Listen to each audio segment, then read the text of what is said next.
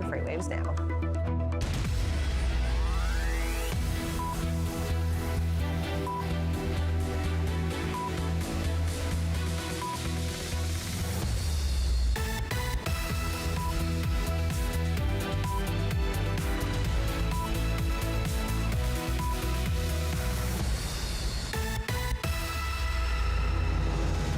Everybody, happy Tuesday and welcome on into today's edition of FreightWaves Now. I'm Kaylee Nix here with Anthony Smith. And that's right. Today we get to talk to Joanna Marsh about a grant money recently headed to two small rail lines in the South, and we'll talk to Women in Trucking's Ellen Voie about their recent conference. But first, our top story is breaking news hot off the press as Kodiak has won a Defense Department contract using autonomous technology. Alan Adler is here to talk about it. Alan, thanks so much for being here this morning. Morning, everyone. How are y'all? Good to see you. We've got a couple of stories this morning that follow in the autonomous space. One is breaking news, which involves more drama at Too Simple. They are now breaking up with Navistar, which was their OEM partner to build a purpose-built autonomous truck. There's like 8,000 reservations for this future product out there. A lot of unanswered questions at this moment, but what we know is that they've gone their separate ways. There really wasn't a big financial tie-up there. They were each working on technology, toward this truck, which had been originally planned for 2024, was pushed out to 2025. And what's interesting is that Navistar and Too Simple were the first to really align with each other in terms of advancing autonomous trucking. All of the drama recently that we've covered pretty extensively here, I'm sure has some impact on this decision. It was suggested to me a few weeks ago that this could be an outcome as you saw the original founders of the company sort of retake control, even though they brought back a very popular CEO in Chung Lu. The idea that almost all of the voting shares belong to one person now, co-founder Mo Chen, probably did not do anything in a positive way for this. So, Alan, with this being breaking news, obviously it's a speculation station right now, but can we talk a little bit about what this means for possibly the technology of Too Simple? If they're breaking up with their OEM, does that mean that they're maybe looking at kind of like a technology as a service kind of model now moving forward? Maybe, letting companies kind of pick and choose if they want their tech in their trucks? Yeah, I think you're right on there, Kaylee, because Too Simple has always talked about doing sort of a pay per mile model and that sort of thing. They were going to have their technology embedded in the Navistar trucks. They already upfit them. They've got about 70 of those trucks that they've upfitted so far, that they're actually doing, revenue generating hauling for other companies like UPS and a few others at this point. The guess now, and again, like you said, it's all speculation right now, but the guess is that they will go forward. They will continue to develop their software and, upfit trucks with it. That makes them very similar to Kodiak Robotics that we'll get to in a moment, and Embark trucks that both do that sort of plug and play type activity. The other side of this is that the idea of having a fully designed autonomous truck, that is from the ground up with the chassis and all of the redundancy, that's needed, and best is done sort of the way Freightliner is doing it with Torque Robotics or Aurora is doing it, with Volvo and with Peterbilt. That seems to have more fans than the plug and play type activity. So where Too Simple nets out will be interesting to find out. And we do have a lot of calls out already on this morning. Hopefully we'll have a better developed story later in the morning. So then right along those lines, Alan, you mentioned a ton of the Too Simple competitors in that last point that you just made. Do you think that this kind of shuffles the deck on who's in front, who's falling behind now, or is Too Simple still kind of in the front runners? That's funny. I've said in recent months, up until the very recent developments, that I thought Too Simple, because of testing without a driver in the cab back in December, and have done it a few more times, 10 times, I believe, that they were sort of your leader in this technology toward commercialization. I'm not sure if I would say that today, simply because there's a lot that has to get sorted out now. You had asked me, I think, in a previous appearance, Kaylee, whether I thought this was a distraction to the workers, and I think it is. I don't know how it couldn't be. I think the internal communication piece, that is Chung Lu and the others, in the leadership of the company, need to sort of tell the employees what's going on and keep them up to date. Otherwise, I think they risk seeing sort of a Twitter effect, which happened at when Elon Musk took over Twitter, and a lot of people said, "Oh, I don't need this, I'm out." And I think you could see that happen at TuSimple if they don't do a good job of communicating what the plan is. We know what they're not going to do. What we don't know is what they are going to do. And Alan, you mentioned earlier, we also have big news coming out of Kodiak. Can you tell us a little bit about that deal? Yeah, Kodiak, which I wrote, 2 years ago. I say, could they keep up with the big boys? Well, all of a sudden they are a big boy. And, in the sense of newsmaking, they've made a lot of it lately. Today, they are announcing a $49.9 million contract with the Defense Department to work on off-road ATV type vehicles for the Army, and applying the autonomous technology from their trucks. And what's interesting here is that it's not some black box creation that they have to do. They're just basically transferring the technology from the Kodiak driver system and applying it ultimately to military vehicles. This is a real difference. A lot of times when the Army wants something, they want you to do it exclusively for them, and they don't want they really don't want a commercial version of it out there and that kind of thing. So this is a big change, but Kodiak beat out 31 other companies for this work. There's one other company that has some simulation work, but Kodiak got this thing. And what's interesting is it's not exactly a fundraise, right? I mean, it's not like raising capital, but it is adding to the revenue and to the bottom line for a company. And I always asked Don Burnett when we talked to him, and we had him in studio back in September in Chattanooga. I always say, aren't you glad you chose to remain private? Meaning you're not a public company. You don't have the scrutiny of some of the SPAC companies that, took the early money and now are struggling, quite honestly, to either raise more money. They see these, single digit stock prices. And, Kodiak, if there was a temptation, they resisted it to go that way. And, Burnett says to me every time I ask the question, he says, I'm very glad we're a private company. I love that. Sometimes it can be difficult to delineate that want to go public versus the benefits of staying private. It seems like they've done that pretty well. You mentioned that this is kind of that different route for the Army to take, honestly, a commercial product and say, hey, let's give us this. Is this the first time that the U.S. government has contracted at all with anyone that's providing this autonomous service? Or is there any type of other autonomous companies that are now involved in other branches of military? That's a good question. I can't answer. I know that Kodiak itself had worked on some flight line activity with the Air Force a couple of years ago. It was a much smaller project, and one that Don Burnett told me, we didn't want to continue it because we were quite honestly looking for something a little bit better financially for us. But they did complete a 15-month program to sort of help with autonomous vehicles on the flight line. I don't know that anything really came from it because there was more to do, and Kodiak decided it didn't want to do it. I think what's interesting about this, and I guess I can't answer the question of where else, the Defense Department is spreading money out. Certainly not anything that's been announced among the companies that we cover. Let's put it that way. I think that they are always looking for technology and looking for technology advances.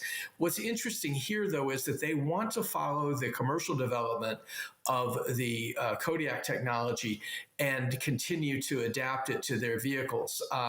So again, not a single project necessarily, something that Burnett feels, could lead to a nice, don't call it a plan B, I said, but certainly a second wing of their business. And it's interesting that since they had their Series B round back in, I believe it was April of 2021, the company's more than doubled its employment. It's got about 180 people today. It was around 80 when that happened. And so they continue to hire, they continue to invest. And these are things that, quite honestly, we keep seeing headlines every day in the tech space, especially where, 80,000 tech layoffs and capital expenditures are being trimmed and things like that.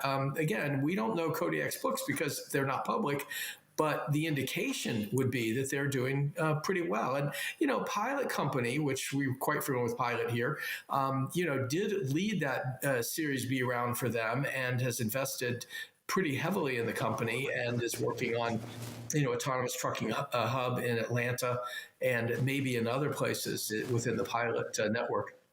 Alan, really quickly before we let you go, any indication on how many potential vehicles can be outfitted with this technology and when we'll start to see the rollout of it actually be put into practice?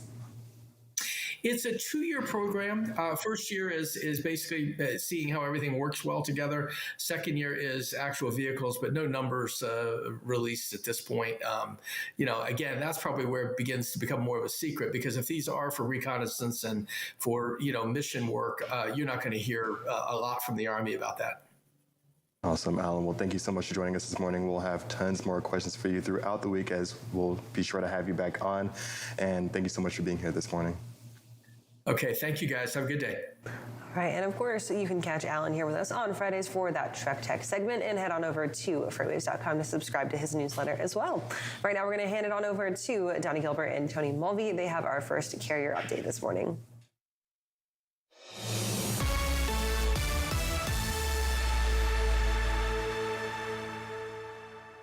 Welcome into this carrier update. I'm Tony Mulvey, joined by Donnie Gilbert. Donnie, Tuesday. Looked at the reefer market yesterday, got to look at the dry-van market today. Yep, let's just jump straight in looking at volumes. So I went ahead and just pulled the volumes up on a seasonality chart so we can compare it to the last 3 years. So this dark blue line that ends right here, this is where we are for 2022. You can see we've been just above 2019, of course, below the 2 peak years of 2020 and 2021. And then, of course, right now, we're right here at 78.82. Now, if you look at this section of the last 3 years, you see it declines really from now through the end of the year. This confuses a lot of people because they're thinking, no, this was always the big time, the high rates, yada, yada. No. This is mainly contracted freight, and a lot of that contracted freight moves the peak season stuff to be there before Black Friday in November. So you'll see the higher peaks, here, September, October, and then it's starting to dwindle down. Now, if you have time-sensitive freight, that may go to the spot market to get those and produce those higher rates during this time period from now till Christmas. So don't get those confused. So you might see volumes trending down.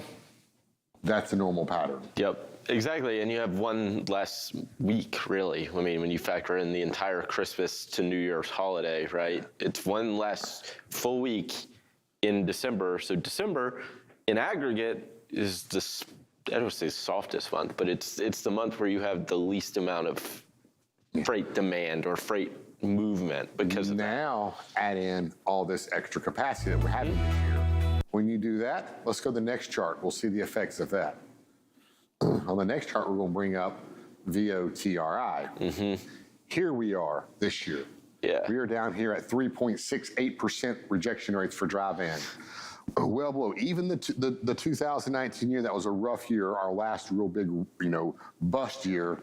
It climbed up to almost 15% in rejection rates, and it started, back here in November, climbed up Thanksgiving, and then proceeded to climb up during December. And this is that time-sensitive spot market freight that we're moving right here. Yeah. We're not seeing that at all. Yeah, I mean, there's no incentive for a carrier to leave a contract. I mean, that's the key in this, right? They don't really necessarily have that power to push rates up by themselves, I guess, is the way I would think about it. And which that could have an adverse effect.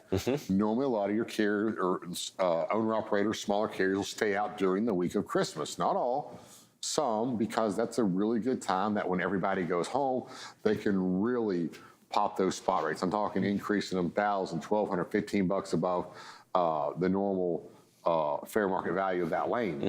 And I don't see that happening this year because there's no incentive to stay out during those holiday periods and miss your family. If you can stay out and make an extra $2, $3, $5 grand, that's great. Yeah. But that's not here this year. Well, and it would almost buy you a little more time on the back end if things got really, really bad in the first quarter, which, I mean, we start looking at these things, the first quarter doesn't look great. I think what's interesting is we're coming up next week, right? Middle of the month. What is Friday? Thursday of next week. So what is that? 8 days, 9 days? Yep. That's kind of when you see, I mean, even in 2021, 2020, that's where you really saw, and even 2018, that's where you really saw that ramp up in rejection rates. And it doesn't seem like that's where we're going to get this year. Yeah. We'll look further into this, Tony, when we come back. Awesome stuff. As always, Donnie, we'll be sure to check in with you again a little later. Right now, we'll toss it over to Sydney Edwards with a look at this morning's top stories.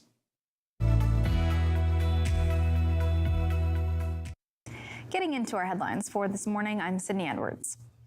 Now, Class 8 truck orders posted a respectable 33,000 units in November, but that number was still down for a second month in a row. Orders hit record levels in September, then dropped off for October and November. Experts say that continued supply chain issues and a slowing economy will likely prevent fleets from ordering more trucks in the near future as well. ACT Research said that pent-up demand remains strong and that they continue to expect a freight recession, which will add stress to OEMs. FTR Transportation Intelligence reported their own Class 8 order numbers coming in at 34,300 units for November. And the benchmark diesel price has taken the biggest drop since 2009, with physical markets suggesting there are more declines to come. The weekly price dropped 17.4 cents yesterday, coming in at $4.96 a gallon, below $5 for the first time since October 3rd. In 2009, the benchmark price dropped 19.4 cents during the collapse of the financial markets in the U.S. economy. However, even with this drop, the spread between retail and wholesale diesel prices continue to grow, coming close to $2 a gallon in recent days. This is the highest number recorded by our Sonar product in 4.5 years. And ship fuel prices are continuing to fall despite the ongoing conflict in Ukraine.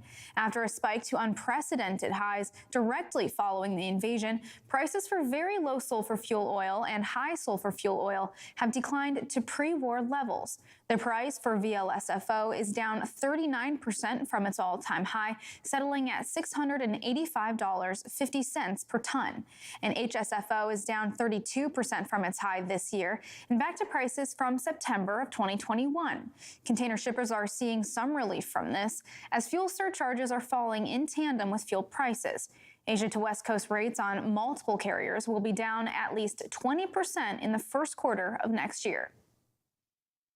Now you can find these stories and more happening at FreightWaves.com and on our FreightWaves app. Hey, if you're watching us live on our YouTube channel, give us a like and subscribe. We'll have more coming up after this break. Stay with us.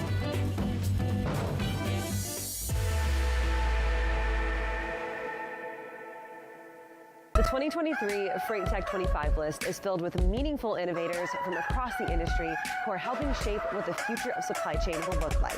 Check out the full list of these companies and all the latest Freight Tech news at FreightWaves.com. Hold on a second, Tony. See that? No scrapes, no scuffs, no damage. Thank you. Because we make sure each pallet is touched as few times as possible and that is handled with care, no matter where it's going. That's the precision you get from a nationwide LTL freight company with over 35 years of industry-leading experience, an entire team that's driven to deliver on time and damage-free. XPO, your freight, first. What are you doing up there, Bert? The RXO folks want us to demo their technology. That's smart. Yeah, not really. My beak doesn't work so well on this tablet. Well, they're paying us now, so. I know, here goes. Our customers' freight is seamlessly moved anywhere in North America using RXO's digital platform to access over 1.5 million trucks. That sounded good. I think I broke my beak. Massive capacity, cutting-edge technology. RXO.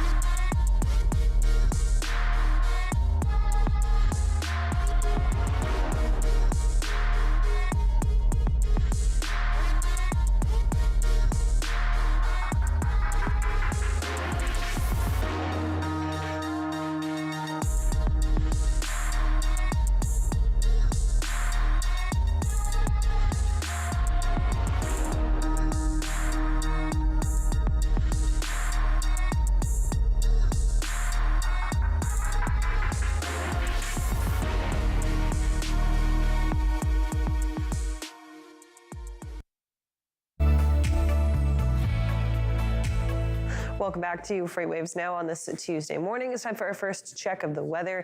Down here in the southeast, we are set up for a soggy week. We're kind of in between showers right now here in Freight Alley, but we've got another heavy round of rain working in across Middle Tennessee right now, which is leading to some minor flooding issues as we continue to move throughout the week this week. Let's check it out in Sonar Critical Events. We've got the radar turned on right now.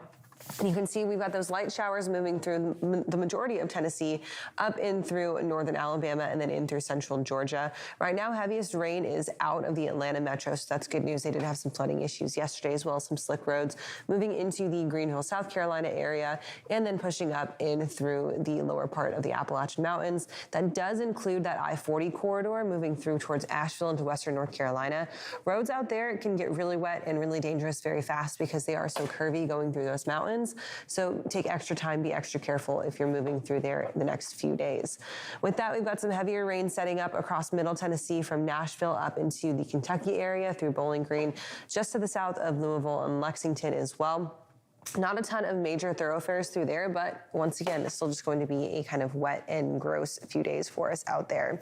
Overall, flooding issues have been limited to some of those low-lying areas, low-lying creek streams, and any low-lying roadways. But as we continue to move throughout the rest of the week, we're anticipating about another 1.5 to 2 inches by the time we hit Wednesday, potentially some heavier, locally heavier amounts as well, moving through your Wednesday on into Thursday. So just be careful and make sure that you're taking extra time out there if you need it. As always, when it comes to rainfall and flooding, if you see flooded roadways, don't drive through them. Just turn around. Don't drown. You don't know what is lurking underneath that water. It could be difficult, or the road could even be washed out there. Just be careful and take some extra time if you need it. We'll talk a little bit more about weather coming up later on in the show. Right now, we're going to hand things over to Christian Thomas with a check of the social roundabout.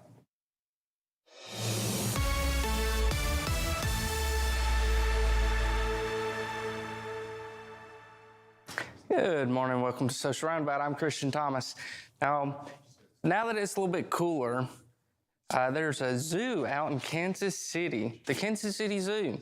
They have this event that they do during the colder weathers where they'll bring out their penguins, let them march around in the zoo. I found a couple videos on TikTok. I'm gonna let you take a look at them because penguins are cool, right? Let's just take a watch.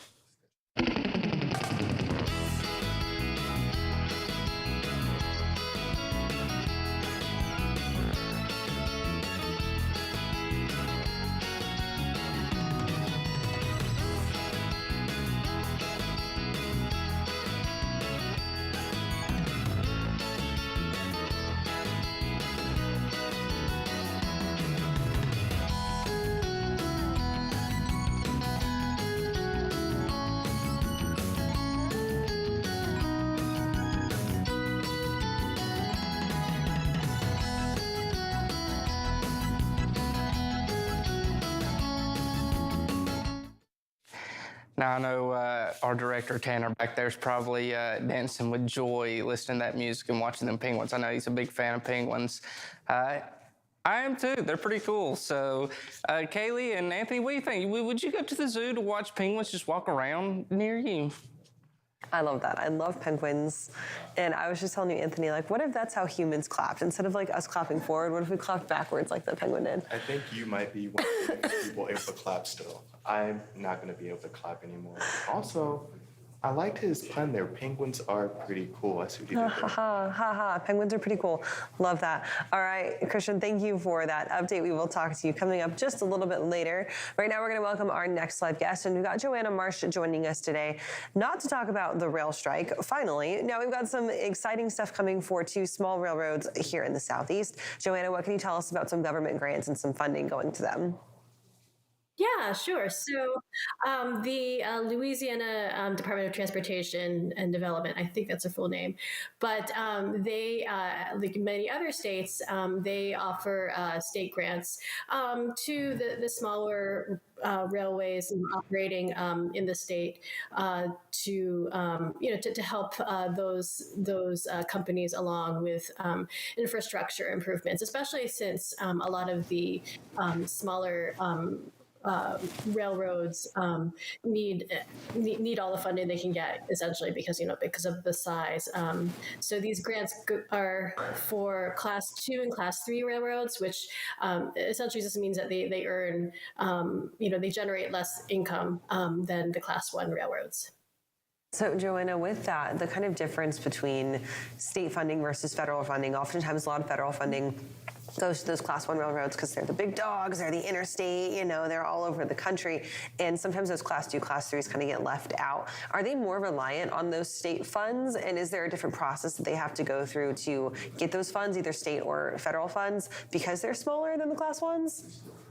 Yeah, well, I think actually the Class 2 and the Class 3 railroads, they do, they are grateful for the state and federal funding versus the Class 1s, which generally, because they fund their own infrastructure. So you see, like with Class 1s, for instance, saying like we made billions of dollars, but a lot of that also goes back to maintenance as well. So that said, the federal programs, lots of time. There's a big push right now to improve freight infrastructure, as you know. And so there are federal programs where Class 2s and Class 3s and Class 1 railroads, and even Class 1s, are able to partner with local entities and maybe some other private entities in terms of projects. So that's what you have on the federal level. On this state level with Louisiana, you actually have something similar going on there too. So the two projects, I realized I didn't mention them earlier. One is, so they're both, the total is 3 million, split into half. So 1.5 million will go to the New Orleans Public Belt Railroad, which serves Port of New Orleans, Port Neula, and it also interchanges with 6 Class 1 railroads. And then the other one is a 1.5 million grant going to Louisiana Southern Railroad, which is actually a subsidiary of WAPCO, which operates short line railroads, among other things. And that's for just general rail infrastructure needs, and they serve they interchange with Kansas City Southern, and the funding will go towards infrastructure needs in North Louisiana. And that's going to be part of my next question, Joanna, is how transparent do they have to be with the use of the funds? Do they have to have kind of like receipts with everything they've done and really kind of show, all right, this is where the money's been going to and everything like that in order to continue to get the state funding? Yeah, that's a good question. I mean, I think that I think that, since a lot of times there are a lot of these projects do involve some sort of public-private arrangement. Not all the time, but some of the time, of course, with the public factor, you do have that accountability in terms of, or that need to be accountable in terms of how you're spending funds as a public entity. But yeah, I mean, it's certainly. Certainly good to to spend the money the way that you should. Yeah, and I think it also hopefully the projects that benefit the customers and the constituents of the state, and so and so hopefully that money is spent wisely. Absolutely. It's interesting to watch, and we're excited to see that for those smaller railroads in Louisiana. Let's move on to our second topic of the day. Interesting news coming out of Savannah, Georgia now. We've got some shifting port operations and location. What can you tell us about what's going on?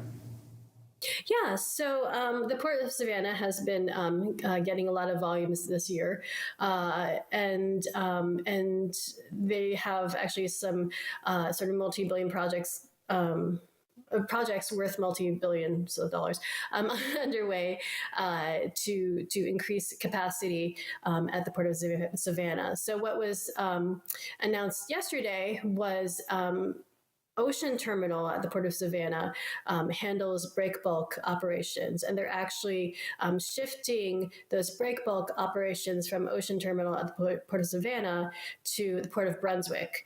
So those operations will go there, and with that space that they will have at the Port of Savannah, they hope to, just expand the ability to handle containers. They're going to add some more ship-to-shore cranes, and just in that area, and just be able to process containers more efficiently there, but also, at Port of Brunswick, use that space there to also process the break bulk operations, break bulk goods. Joanna, the Port of Savannah and Georgia Ports Authority has made a ton of capital investment into their ports over the last 2 years to really handle this volume. Everything from inland terminals to really shoring up their operations there on that Savannah River. Is this going to be at a cost to them? Are they making an additional investment to move this, or will this actually free up a little bit more finances for them to now continue to make those investments directly in the port?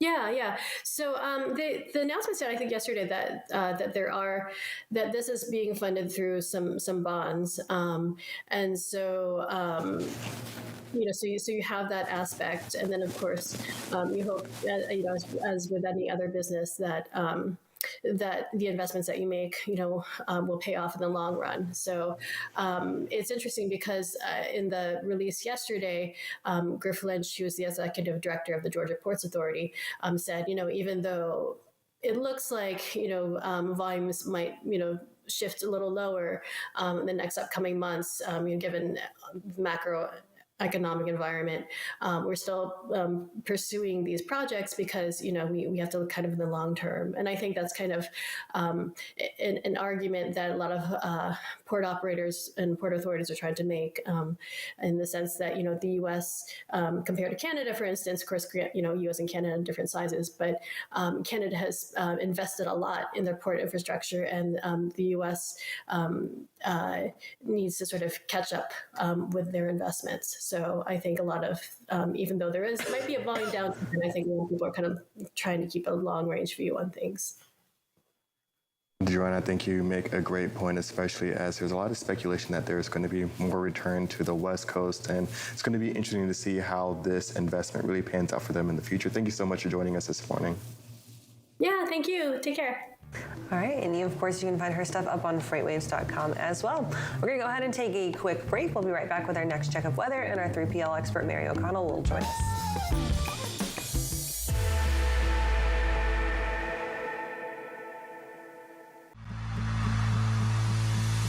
When guests come to an event like F3, we know what they want is a chance to show off their products, their swag, and make new partnerships that will last until our next FreightWaves event. But the problem is there are so many industry events, it can be so hard to find the right one to invest your time and energy in. We at FreightWaves take your investment seriously. Which is why we've brought together thousands of industry professionals in one city over 3 days to showcase all you have to offer. Because your successful connections at an event like F3 move all of us forward. Don't believe us? Join us in June.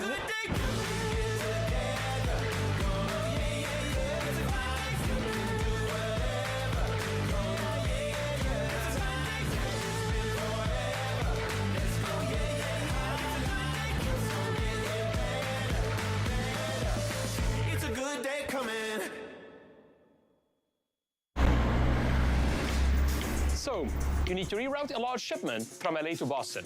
With XPO, you can make it happen with one call to right here, an XPO team with local connections that will help find a solution. We've spent over 35 years perfecting LTL freight operations to make it easy for our customers to do business with us. Why? Because we're driven to be the best. XPO, your freight first. What does this have to do with freight?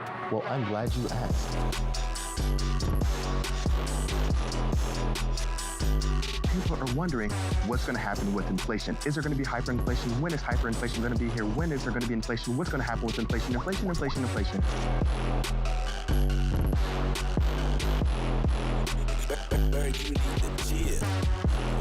This is the sexiest topic within the economy right now.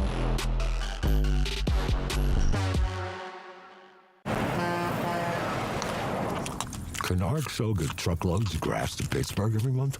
Who do you know in Pittsburgh? Lots of cousins. Always complaining about the grass there. The grass is bad in Pittsburgh. Right? It's bitter, like a cruciferous vegetable.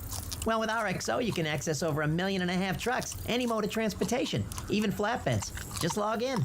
There's a log right there. You know what cruciferous means, but not log in? I'm a complicated creature. Massive capacity, cutting edge technology. RXO. And welcome back to FreightWaves Now on this Tuesday morning. Time for a second check of weather, and we are headed into the Central Rockies, where they're dealing with some pretty heavy snowfall across that I-70 corridor. Some of those high mountain passes there in those Central Rockies outside of Denver quickly becoming impassable out there. Let's take a look in sonar critical events. We've got that radar still turned on, and we can see right now we've got this one area pretty much of stationary snow that is just dumping between Glenwood Springs and the Eagle Pass up there. That's also between Vail and out towards Denver. I-70 becoming pretty difficult to travel on in some of those areas. Then farther out towards the west, towards Grand Junction along US 50 and I-70, that junction there, becoming difficult as well because they've got some wintry mix, which is causing some freezing and some icing on those roadways out there. Overall, moving through that I-70 corridor during the winter is not fun to do. And because of the snow it's setting up, it's lowering visibilities and causing some really heavy snowfall on those roads. It can be difficult, if not impossible, today and into tomorrow. Same thing as we move up to the Pacific Northwest. Snow starting to taper off up there in some of those higher mountain areas, but we do still have winter weather advisories in place across the eastern mountains of Washington, the Cascades, and down into central Oregon. There are some places there, specifically the highest elevations, that have seen 2.5 to 3 feet of snowfall over the weekend and into yesterday, but it is starting to taper off with that moving further up into the northern plains. We'll talk a little bit more about the northern plains coming up in our next look at weather. Overall, though, if you're anywhere out in the west, in the western Rockies, central Rockies, or the Pacific Northwest, it is the time to be careful. Make sure that you've got your snow chains with you and make sure that you are paying really good attention to those Department of Transportation warnings, what roads are open, what roads are closed right now. We'll talk a little bit more about weather coming up in our second hour of FreightWaves Now. Back over to Anthony Smith. Awesome, Kaylee. Thanks so much for that weather update. Sometimes I wonder myself, what are reasonable expectations? And this morning, I'm glad we have Mary O'Connell here with us to talk about reasonable expectations for 3PLs looking forward or moving forward. Mary, thanks so much for joining us this morning. No problem. Thanks so much for having me, guys. So, Mary, jumping into the topic, we're talking about reasonable expectations for LTL. What can you talk about when we're looking at 2023 and moving forward? Yeah, so basically it's gonna, anyone who has mostly dealt with their LTL providers or some of their LTL shippers, they've known that for the last few years it's been, there hasn't exactly been some reasonable expectations. So, for example, pre-FreightWaves time, I would sit there and get a bunch of notifications, or I'd get a bunch of emails like, oh, this carrier hasn't picked up, but this shipper in a few days. Like, is there anything that you can do from like a procurement side to figure out like why they're not fulfilling their end of the deal? And I was like, yeah, sure, no problem.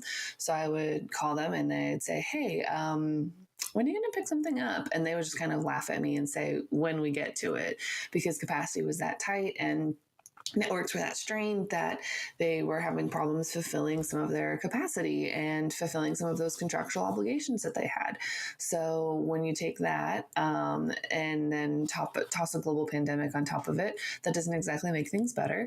So now that LTL, we've kind of started seeing it as the quarterly reports came out that, you know, volumes have declined. Some of the tonnage is down as well. So it's kind of that like breath, like someone can everyone in LTL can kind of stop and take a breath and kind of really readjust their network and make it work for them. We've seen it in the refusal to take any kind of pricing. They are more hesitant about what kind of freight they're going to bid on to make sure it really fits within their network.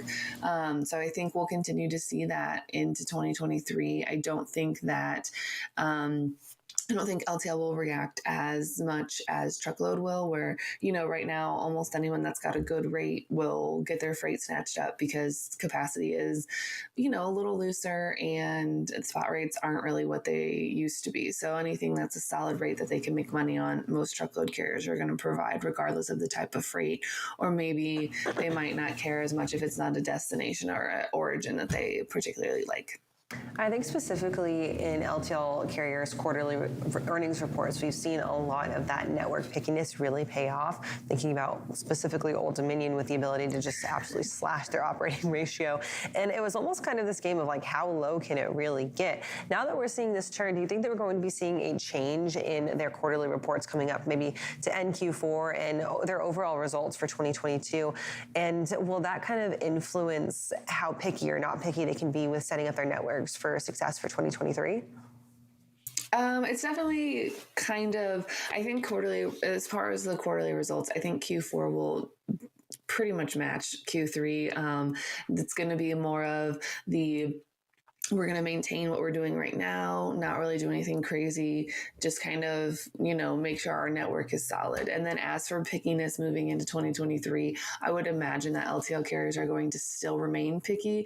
So if you're a 3PL out there, if you're a 3PL out there bidding on stuff, sending out bids, make sure that you have a good description of what the freight you're going to want to move is. Pictures are helpful. Density is even better, stuff like that, because that will really help the carriers know if they want to bother with the bid on that or if they don't. And if they don't, then don't be surprised if you get less responses on your LTL bids, because they're going to be picky, and they're going to probably continue to be picky through at least the first half of 2023.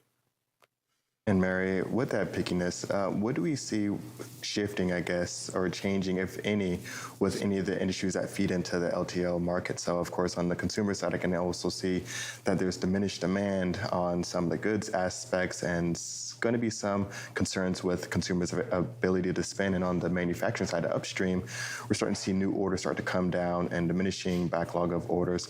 Do you see that that's really going to be enough to really kind of carry us, like you said, till the mid next year? Or is there going to be a lot more headwinds or anything like that that will be kind of in play? I think it'll just kind of depend on what happens. Like we said, that when the pandemic started, there was a whole bunch of like, can you take all this extra orders? Can you take all this extra volume? And as a result, to lower those operating ratios, those LTL providers had to really kind of hone in and figure out what they wanted their network to be and what they wanted everything to be. So I think as a result, at least until the first half of 2023, if not longer, they will work really hard to protect that network and really make sure that it's running efficiently before they start adding in some freight that they maybe would not have added in. And every carrier has its own definition of what perfect freight is. So it's just a matter of those 3PLs really working with those carriers, saying like, okay, well, what is your perfect type of freight? What are you looking for? What's your network going to handle? So that way you can match those carriers to those customers. And when you're out prospecting, you can have your sales team not necessarily look for a certain type of freight, but, maybe be a little bit more aggressive in pursuing certain types of freight as well. So if you're a brokerage and maybe one of your 2023 goals is to expand into LTL a little bit and maybe dip your foot in and start working with some of those carriers who are a little picky about what they're doing, what types of advice would you have for them starting to jump into the water as we start next year? Definitely sit down with your customer and figure out all of their expectations, what kind of service they want, if there's any carriers that they don't want to work with. Definitely sit down with your customers and get those expectations sort of managed off the bat.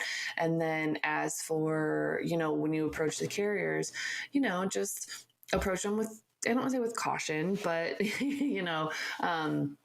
set up a meeting, talk to your sales rep, because they still want business. They just want the business that you might, they just want the business that is, you know, a little bit tailored more towards them. So if you aren't familiar with the type of freight that they typically bid on and you're looking to get into the LTL world, you know, reach out to your sales rep. They'll be more than happy to talk to you and just say, okay, like, we're starting to do this. What can we do to make it easier for you? Because if you in turn ask them, what can we do to make things easier for you, you're more likely to get a good working relationship out of it as well.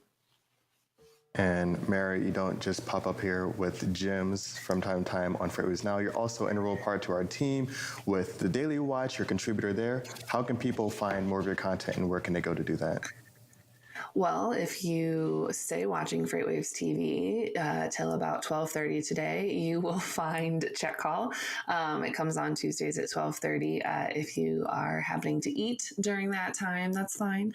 You can reach out to me on Twitter at MaryO_119, and you can find me on LinkedIn under just Mary O'Connell. And the fun thing is that today we have spiced up our final question a little bit. So everyone that has a hot take on hot dogs versus sandwiches, there's another spicy hot take in there for you today.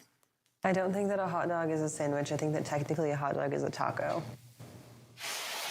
Okay, well, I also don't agree with that, but that's okay. I can be wrong every now and again. That's okay, whatever. All right, Mary, thank you for joining us. We'll catch you this afternoon on Check Call and have a great rest of your day. Bye, guys.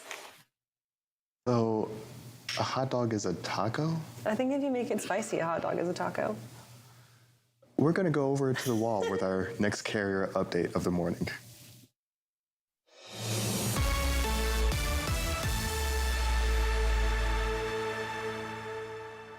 Welcome into this carrier update, Donnie. Going to start here looking at contract rates versus spot rates. Seeing actually some positive movement on the spot side of things. So this is our NTIL. So this is basically our NTI, but we're taking out that factor of fuel so that we can see what the line haul quote would be for spot rates.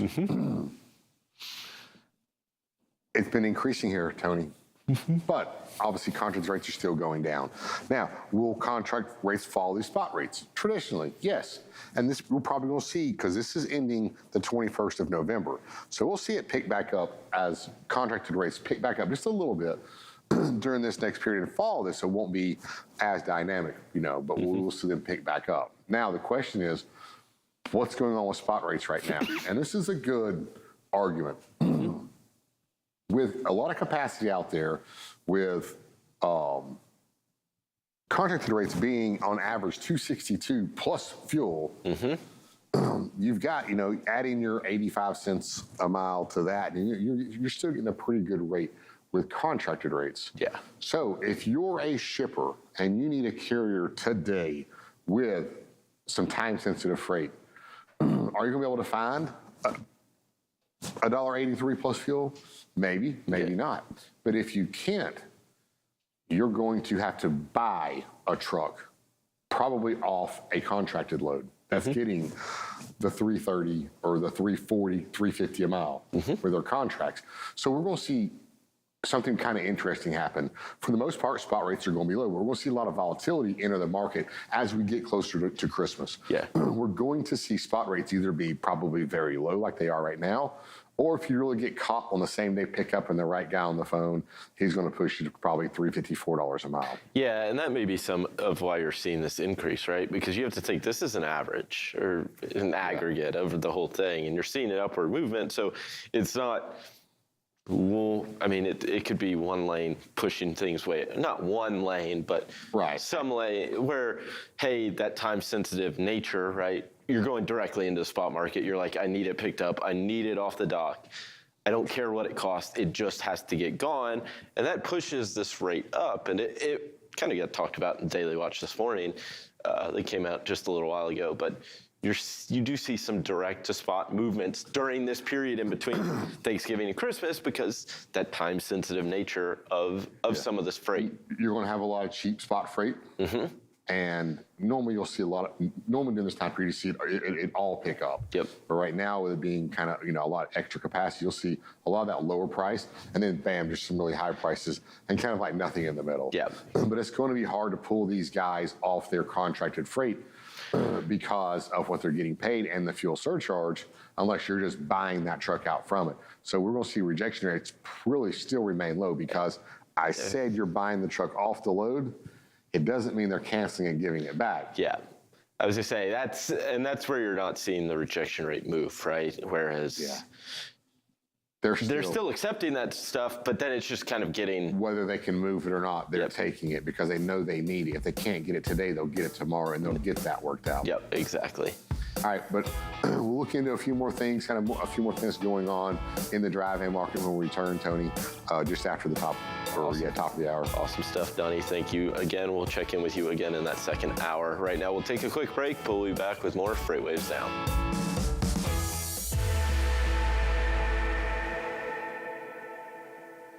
Welcome back to another edition of Check Call, Check Call, Check Call, Check Call. Let's go. Nobody works for free, so why should we be expecting our drivers to? Okay, let's just get it together now. What are some of those proactive steps that you can start taking now? For myself, I would like the Earth to still be here for a little bit longer, but is a hot dog a sandwich? Oh, okay. Is pizza an open-faced sandwich? It's bread. I have been ready for this question. I've seen the show. We're all in this together. Thanks for making me hungry. Now I want a hot dog. You're welcome. Catch episodes of Check Call Tuesdays at 12:30 on FreightWaves TV. Keep up with all things Check Call on freightwaves.com/checkcall. See you on the internet. The 2023 Freight Tech 25 list is filled with meaningful innovators from across the industry who are helping shape what the future of supply chain will look like. Check out the full list of these companies and all the latest Freight Tech news at freightwaves.com.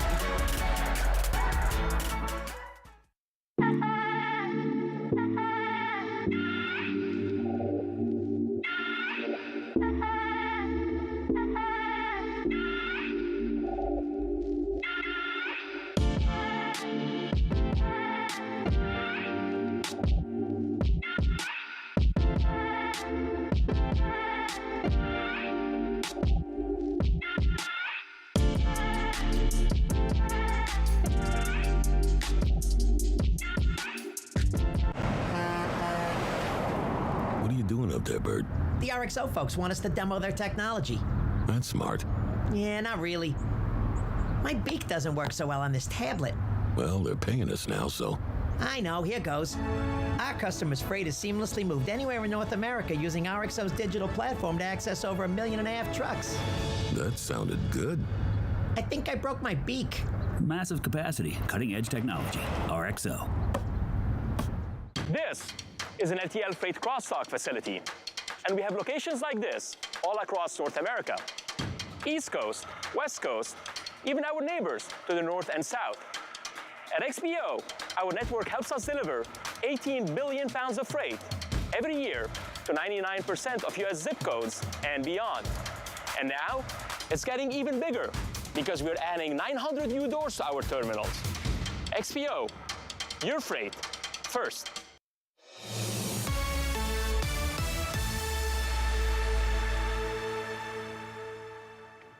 Welcome back to FreightWaves Now. I'm Christian Thomas. Now, if you watched FreightWaves Now yesterday, especially in the social roundabout segment, Isaiah Buchanan showed you a video of a household that was leaving out snacks and drinks for delivery drivers.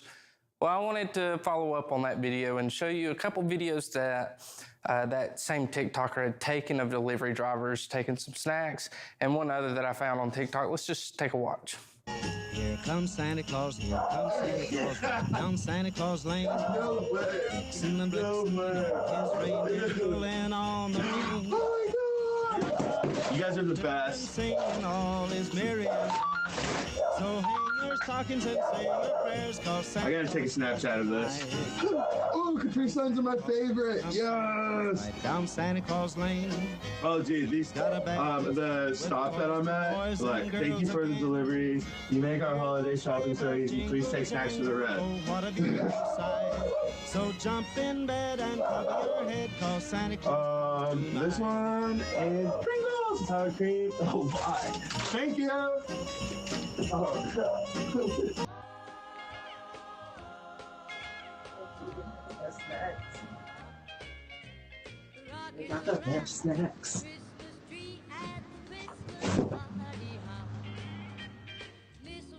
Always a toss-up. I've already got 2 waters. I haven't had any of the root beer in forever.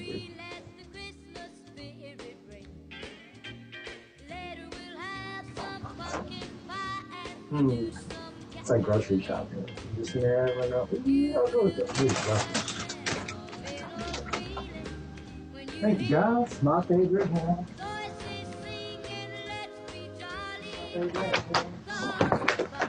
Thank you. Thank you.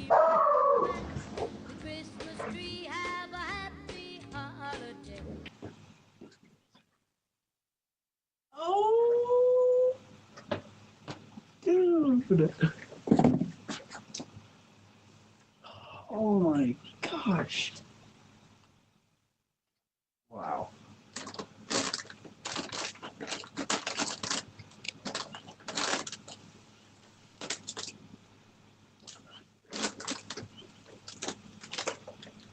Thank you guys so much. Now that first video you saw went viral just a few days ago. And in the second one, that little shimmy that he had, looks like something Anthony Smith would do right before we start FreightWaves Now. But that does it for this social roundabout. We're gonna take a look at the last 24 hours in freight with our market recap.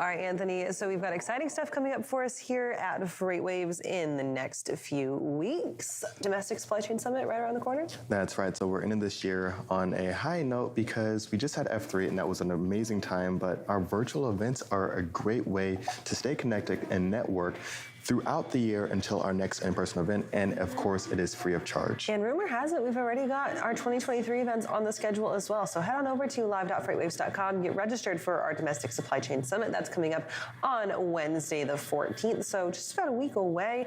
And while you're there, plan your 2023 as well. That's right. Be sure to stay tuned because we have plenty more FreightWaves Now coming up in the next hour.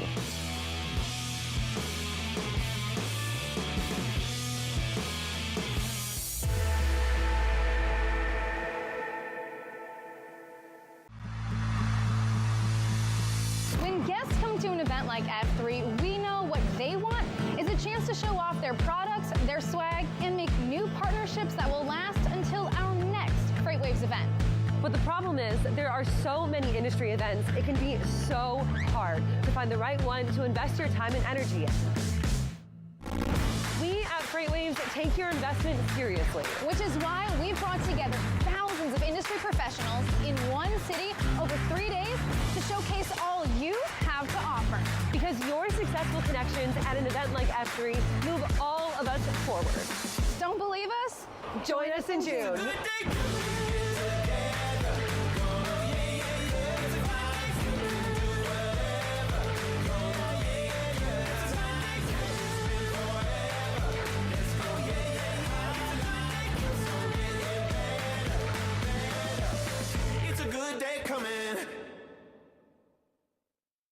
When you have thousands of trucks delivering billions of pounds of freight, you need the right equipment, the right technology, and the right team. At XPO, we provide tuition-free training at 130 XPO driver schools across the country, and the tools drivers need to be at the top of their game, providing rewarding careers for our team members and top-notch service for our customers, while continuing to deliver LTL freight on time and damage-free. XPO, your freight first. Kennard so good truckloads of grass to Pittsburgh every month? Who do you know in Pittsburgh? Lots of cousins. Always complaining about the grass there. The grass is bad in Pittsburgh. Right? It's bitter, like a cruciferous vegetable.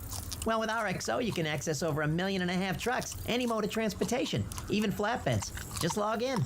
There's a log right there. You know what cruciferous means, but not log in? I'm a complicated creature. Massive capacity, cutting edge technology. RXO.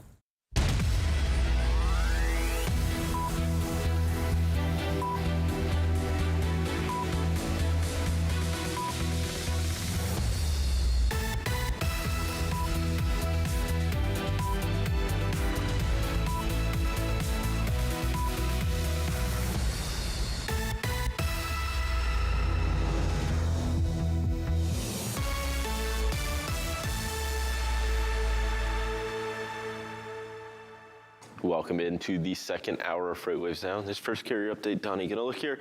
Map, we pulled up yesterday on the reefer side, gonna look at it on the dry van side, seeing rejection rates with our volumes back behind them. Yeah, so, just kind of a quick view. You have some volumes down here in the southeast, mainly Atlanta here, but not rejection rates are very low for the Atlanta market. You look up here, and of course, you see a lot of the blue, and that's in this Midwestern area. So, what are the best markets to run in, or the best regions to run in? We'll look at that next year. But as you see here, you still see a lot of blue. That's where you want to run the higher the rejection rates. If you're looking for spot rates or the return spot rates, that's where you might need to send your trucks to. Again, you distance yourself from the spot market if you can. Run your contracted freight out, but try to land those trucks in the markets that have the highest rejection rates, so you get the best spot rate getting your truck back home. Yep, absolutely. So, again, you see a lot of these dark blues out here, not a lot of volumes. But if we change the chart here to our next chart, what region is actually the best region to run in? The Midwest. And it sticks out pretty well, the Midwest. Where do you want to run? Well, if you're looking at spot rates, you're going to want to go towards the areas that are less desirable. I would probably keep that really limited if I was in the Midwest to the Southeast and the Northeast here, saying these lanes pay a lot higher rates, but running back is going to be a little bit cheaper. Yeah, for sure. And I mean, there was one that stuck out to me that was more on the eastern part. I mean, you look at Columbus. I mean, it's an area that you saw volume levels were up almost like if you looked at the heights. Harrisburg, just to the east of it, they're about the same, but rejection rates in Columbus were a little higher than what they were over in Harrisburg. So, I mean, it's like, it kind of goes into that Midwest theme, right? It does look a little more attractive. We'll see why, not this, but next time. No, let's actually get over to it. Let's go to the next chart here. Let's see if we can fast forward to it. Diesel prices, 513, 324. Let's go ahead, the next one real fast here. Now, this is the chart that I want to get to. Yep. Harrisburg. Average diesel rate, $5.90, 91 cents. Yeah. Now, you just said you saw rejection rates a lot lower. Well, Harrisburg is like a key distribution market for the Northeast. Yep.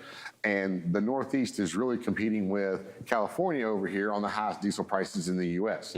So again, they're going to back out and go to those contracted rates, which is going to push rejection rates down really low because they need that fuel surcharge to survive these extremely high diesel rates. So a very good point. Just like California, California, you will see very, very low rejection rates in the Northeast here because they want that fuel surcharge. And it goes into why you're seeing rates really from Harrisburg, say over into Chicago, so low. And right quick here, I brought this up here on a map, guys. I want you to see the cheapest fuel prices down, getting closer towards that $4 a gallon here around the Texas, Louisiana. And as you move further away, you can see how these diesel prices are increasing by the darker the blues. Absolutely, Donnie. Thank you so much for that. We'll be sure to check in with you one more time before the end of the show. Right now, we'll toss it back over to Kaylee and Anthony.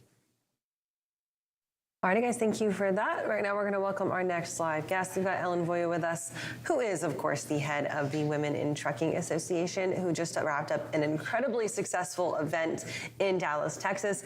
Ellen, thank you for joining us here on the show today. It was a pleasure to be with you guys in Dallas for the Accelerate conference. Let's break it down. Tell us a little bit about your experience. Well, thank you for coming. I didn't see you. I saw Grace, but I know you were there. But this year, I told my team, I think I was on this show earlier, and I said I'd like to hit 1,500 registered attendees. Well, we hit 15, we hit 16, we hit 17. The final total was like 1,750, I think, registered attendees. It was amazing. The excitement in the room and the energy, and everybody was smiling. I don't know if you noticed that, but everybody was smiling. So it was a different kind of conference. And so now we have to set the goal for next year. So if we're going to double, we're going to go to 3,500. Heck yeah, I love that. Record-setting conference attendance is something that it really just kind of warms my heart to see. And you're right, everybody there was having a good time. They were happy, they were excited. Normally, at a conference on the second or third day, you get people that are dragging, No one was like that. The entire time, everybody was so excited. Was there a session or a speaker that you thought was just absolutely top-notch and someone you'd maybe like to bring back for next year? Oh, there was a lot of speakers I'd love to bring back. A couple, of course, the administrator, Robin Hutchinson, she spoke on Monday morning. We also had one of our members of the month, oh man, now her name escapes me, but she actually drives a big rig up in Canada in the oil fields, and she talked about her experience, and she wrote a book, Think Big, and I'm gonna have to think of her name, but anyway, and then we had a panel that was moderated by Dr. Jennifer Hurley of Trans New York. And it was about embracing the LGBTQ plus community and being more receptive in your hiring practices. So I thought that was, where else at a trucking conference are you going to see a panel like that? And Ellen, one of the great things that I heard from your conference is that there was great feedback from men as well. And I think it's awesome that you can put on such an amazing event for women in trucking and then also invite men there to really see what's going on, because I think it really kind of echoes really what needs to happen within the industry. Can you talk to a little bit about that reach that you're really seeing with women in trucking, really how it's changed and what you're looking to do in the upcoming year? Well, I'm really glad that you mentioned that the men were there, because about 85% of the attendees were women. But the men who were there to learn. They were there to learn how to hire women, how to promote women, how to empower women. So I was really glad that they had that focus as well. And all of our sessions really apply to anyone. I mean, we talk about everything from imposter syndrome to, hiring, recruiting drivers, things like that. So everything applies to everyone. But I mean, our membership is comprised of about 15% men. And the reason that men join Women in Trucking is because they support our mission. And that's the only reason anyone joins. They support our mission to increase the percentage of women employed in the trucking industry at all levels. So, and that's what the conference is all about, is bringing more women in and proving that not only can women do the job, but women can do the job well. And it really does affect your bottom line in a positive way.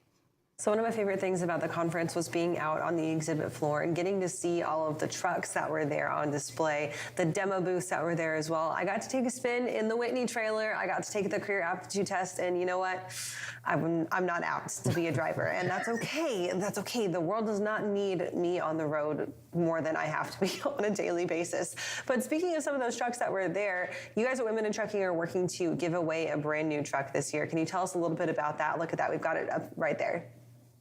Isn't it beautiful? So Aero Truck Sales donated a truck in the past, about 6 years ago, and we gave that away. And now they're donating another one again. And we're giving it away at the Mid-America Trucking Show, and it will be March 31st in Louisville.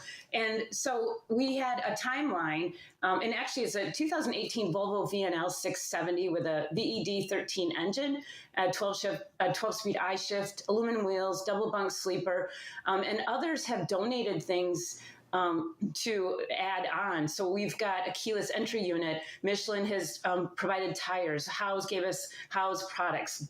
Blue Beacon gave us truck washes. Rand McNally's giving us a GPS. National Truck Protection, extended warranty. DriveWise, a subscription. So, I mean, we're still accepting donations for the truck. But the application process has closed. It actually ended the end of last month, so November 30th. And so what people had to do was submit a short essay, 200 to 300 words, which is pretty short, on why we need more women in the industry and what they personally are doing to bring more women into the industry. And so we had a lot more nominations than I would have thought, but we haven't started the judging process yet, but we're going to be doing that. And then, you know, I keep saying I get to hand the keys to someone at the Mid-American Trucking Show, but since it's keyless entry, I guess I get to hand the fob to them. I love that. And I love how many people are jumping in on this to really to make sure that this vehicle is going to be set up and not just something that they can drive off the road and just say, hey, it's good for, you know, a week or so, but it's really going to be well maintained and set up, and it's going to be a great asset for them. Can you tell us a little bit about the Salute to Women Behind the Wheel coming up in March? Yes. So this will be probably about our 11th Salute to Women Behind the Wheel, maybe 12th. But every year we honor female professional drivers. We bring them in at Louisville. We give them all red shirts, red T-shirts. We typically have music. We have a cake in the shape of a truck. And we have chocolate fountains with fruit, so you don't have to put the chocolate on if you want to eat healthy. But we typically bring in a speaker. We give a participation award. And the highlight is bringing everybody together in their red shirts and taking a photo of them. And so then we use that photo for publicity purposes. So when you see the photo of, you know, all these women in their red shirts looking up at the photographer, that's our Salute to Women Behind the Wheel. And any female CDL holder is eligible to participate, and there's no cost to them. The sponsors pay for everything.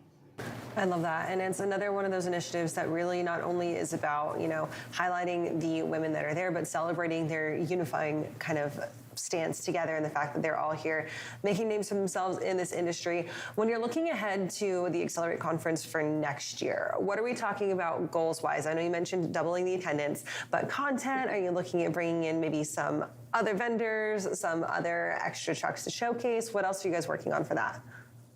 Well, definitely more trucks and definitely more vendors. So many people came up to me at the conference and said, I came this year to see what it was all about, but next year we're going to have a booth. So we are poised to double our booths. We had, I think, 120 exhibitors this year, but we actually have, you walked the exhibit floor, so you saw that we had trucks parked inside, and we can still do that. We also had trucks outside, but we had 2 different areas that we had seminars in, and we found out that the noise wasn't good, so we're going to move those into the other room, and so we'll have more exhibit space. So we can actually double the number of exhibitors.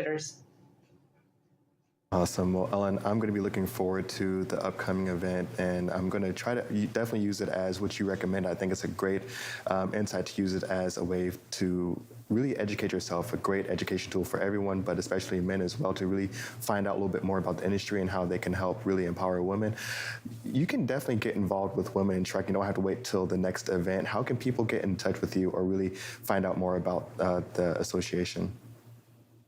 Just visit womenintrucking.org, and we've got a lot of resources on there as well. So a lot of free materials. We've got white papers. We do research. We have a driver portal that I hope every driver looks at before they make decisions, because it talks about choosing a school, choosing a carrier, you know, staying healthy on the road. There's videos from our image team. So lots of information. That's what we want to be. We want to be a resource. And our conference as well. We want people to come and learn and network but have fun. So it's threefold, and I think we delivered on that. And Kaylee, you were there. So did you go to their biker? Did you go to the biker night? I did not go to the biker night, but Grace went, and she said that it was a great time, and I definitely missed out on that, and I will have to join next year.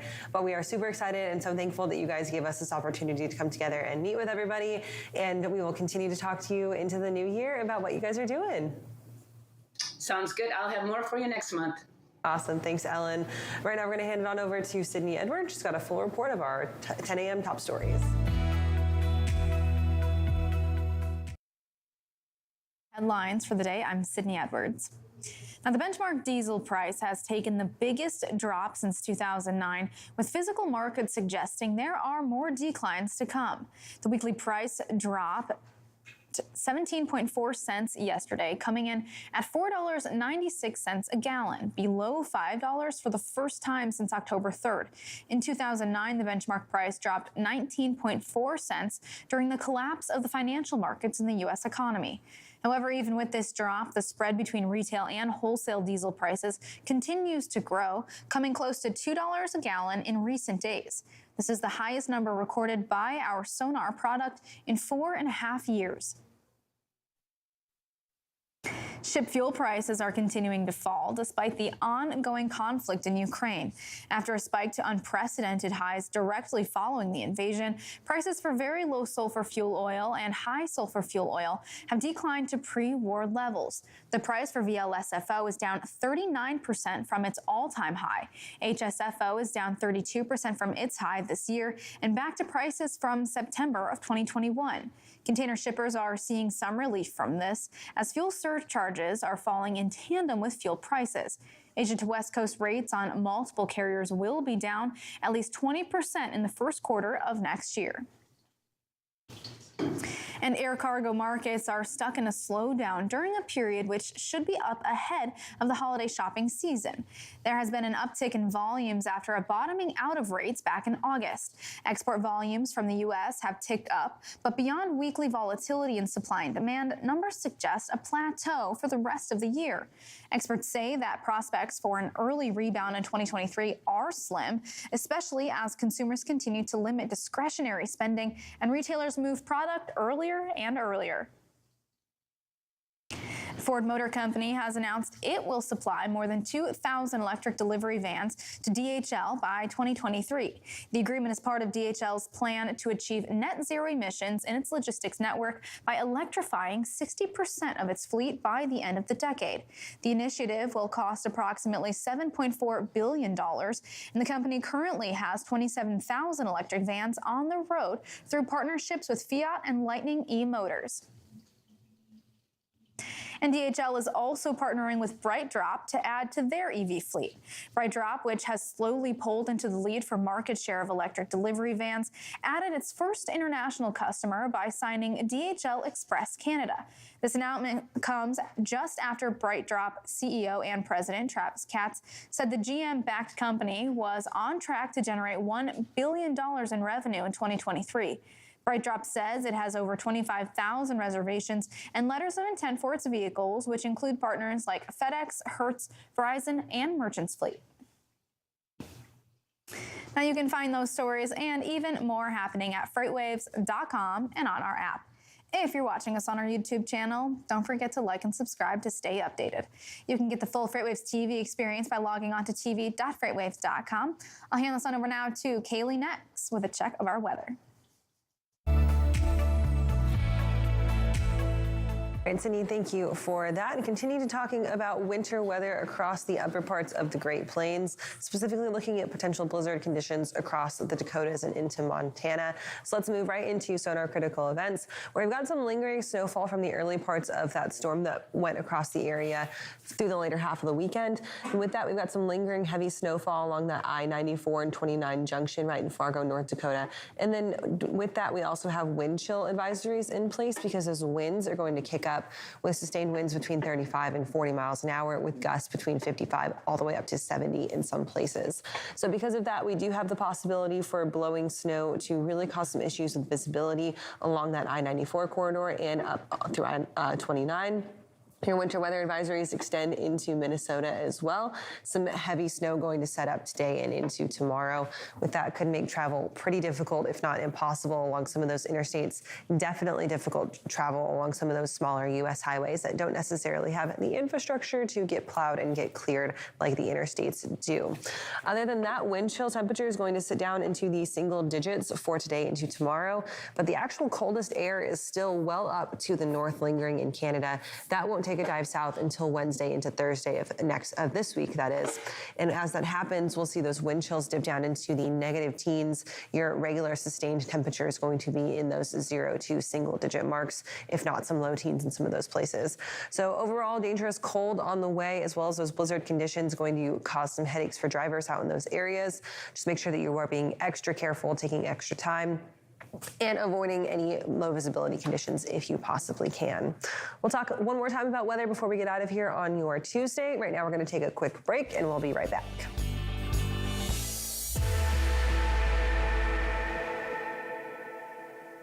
The 2023 Freight Tech 25 list is filled with meaningful innovators from across the industry who are helping shape what the future of supply chain will look like.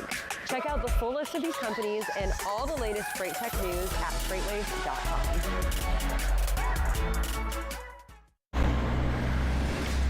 So, you need to reroute a large shipment from LA to Boston. With XPO, you can make it happen with one call to right here.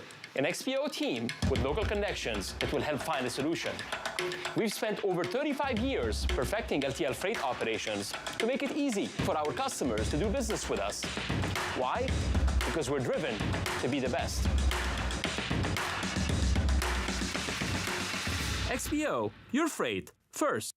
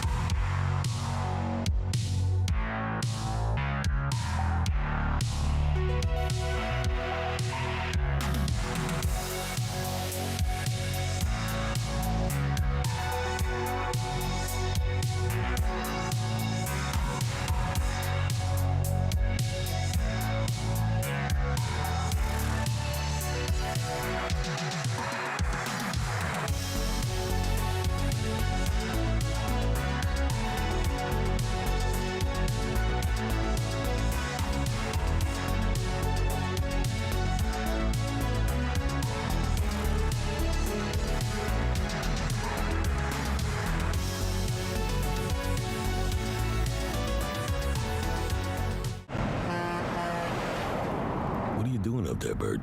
The RXO folks want us to demo their technology. That's smart. Yeah, not really. My beak doesn't work so well on this tablet. Well, they're paying us now, so... I know, here goes. Our customers' freight is seamlessly moved anywhere in North America using RXO's digital platform to access over 1.5 million trucks. That sounded good. I think I broke my beak. Massive capacity, cutting-edge technology. RXO.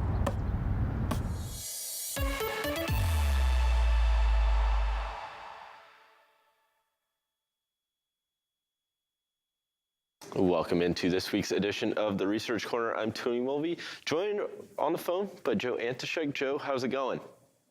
Tony, it's going well. How are you doing this morning? I can't complain. It's still raining here in Chattanooga, but I've just come up with the idea that that's just winter here in Chattanooga. It's always going to be a little rainy and cool. So, overall, can't complain. But I'm not going to complain about it, but we are going to highlight it during this edition of the Research Corner. What's going on in the world of manufacturing and kind of that upstream component of transportation. And we saw ISM manufacturing number came out, that PMI kind of looks at what's going on in the world. If you think about it, we'll talk about it, 50 being kind of a baseline where anything above 50, manufacturing's kind of an expansion. Anything below 50 is in contraction. When you look at the overall number itself, really, where's kind of a positive number is 48.7 in terms of growth for the U.S. economy. What's interesting about the ISM PMI as a whole, it gets broken down by manufacturing and services. And the manufacturing component is in that contraction phase, whereas the service is still holding up. And we've got a few charts to kind of break that down. We'll pull up that first one of our ISM PMI here at 49. So breaks that streak of 29 months, 29 consecutive months in expansion, now in contraction territory. Joe, when you look at this, on the surface, to me, and I think it doesn't come as a surprise, we're starting to see kind of this slowdown in manufacturing activity. And I think ultimately downstream, when freight movements start, or if we look further downstream, it's an indication that a slowdown's still going to keep happening for a little while. We're not in this massive growth phase on the manufacturing side. Yeah, exactly. And growth has been slowing for manufacturing for some time, but we haven't seen it actually dip into the contraction territory, like you said, for more than 2 years, 2.5 years or so. Meanwhile, though, right, the services section is continuing to grow, and it's proving more resilient. And in like the wider economic markets, it's been really interesting because we're almost in this like upside down world, this like topsy-turvy situation where it's like, this manufacturing number came out, I believe it was Friday, and it's almost a positive thing. It's like, good, we're seeing some contraction. Maybe that means the Federal Reserve will, lighten the load on the Fed funds rate hikes. And then you see the services number come out, and in fact, growth, the rate of growth increased month over month. And right, investors are like, well, that's not good for the market. And right, so the general way to think about it is like, we need to come down from the rate of growth where we were before. You see manufacturing, as you're mentioning, upstream and downstream. The upstream component being a bit of a harbinger for what is likely to come. The peak recent high for the manufacturing index, just for some context, was March 2021, I believe. Mm-hmm. And then for the services index, this is 1 year ago this month, right? November 21. So we don't necessarily need to think that there's going to be exactly an 8 months difference between, when the services index drops into the contracting territory, but it does tend to trail. Yeah, and I think it's interesting. I mean, I shared a Bank of America report with you yesterday. You kind of see that the spending aspect kind of falling into this same kind of split, right? You look at the services spending, so airlines, lodging, restaurants and bars, entertainment, those spendings, at least in the week of Black Friday, or where the week that would have ended that included Black Friday, those were all up year over year. But spending on, or Bank of America's card spending was negative on clothing, furniture, home improvement, online electronics, so things that are physical goods. And I think that's where the U.S. economy has always been this kind of bifurcated thing with services and goods leaning heavily to services. COVID caused it to lean more heavily into that goods environment, and now it's we're in this shift back. And I think that's the thing to remember is it is a shift back, but if you got used to the freight environment the way it was, now it's going to feel like the rug's getting pulled out from underneath you. We'll pull up our next chart here, and it'll be the ISM manufacturing new orders component that goes into that, and you can see it's in that contraction phase too. It's been there a couple times in the past few months, but obviously down at 47.2, it's still, like you said, in that broader trend. So, I mean, you're seeing fewer and fewer new orders going to manufacturers. I think that's the concern, because that's even further upstream than maybe the production, right? You got to order something before it necessarily gets produced on the manufacturing side.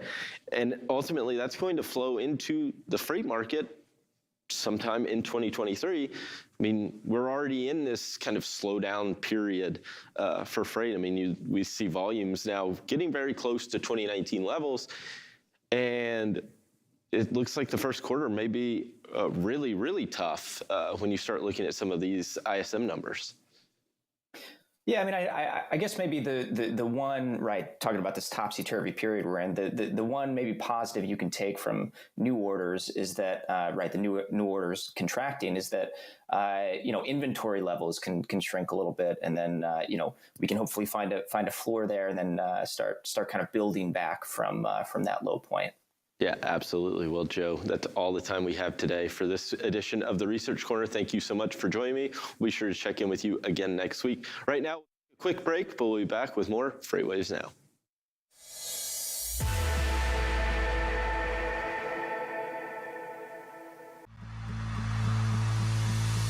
When guests come to an event like F3, we know what they want is a chance to show off their products, their swag, and make new partnerships that will last until our next FreightWaves event.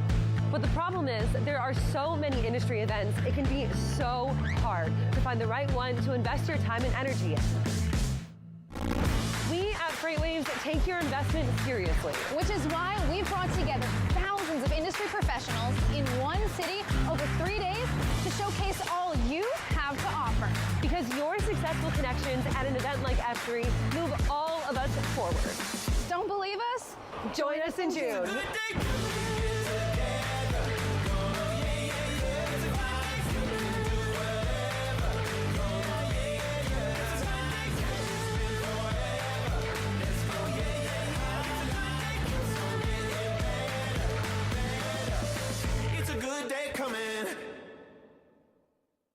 This is an LTL freight cross-dock facility, and we have locations like this all across North America. East Coast, West Coast, even our neighbors to the north and south.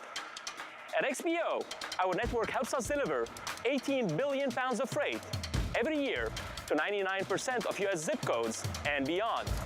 And now, it's getting even bigger because we're adding 900 new doors to our terminals. XPO, your freight first.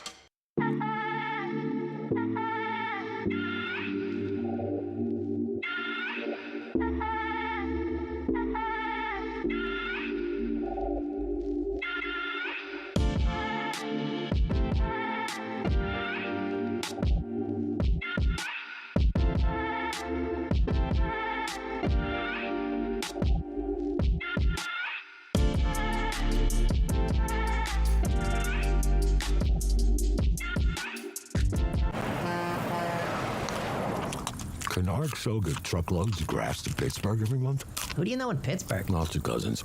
Always complaining about the grass here. The grass is bad in Pittsburgh. Right? It's bitter, like a cruciferous vegetable. Well, with RXO, you can access over 1.5 million trucks, any mode of transportation, even flatbeds. Just log in. There's a log right there. You know what cruciferous means, but not log in? I'm a complicated creature. Massive capacity, cutting-edge technology. RXO.